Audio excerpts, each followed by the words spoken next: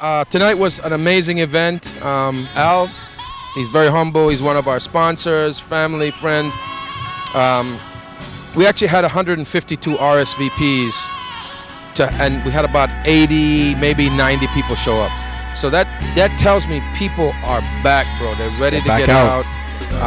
I don't know what the temperature is in 3 months from now, but I was shocked. Now the event is outside, so I think that generated a lot of interest because people felt comfortable. A few people said they felt like they didn't need their mask.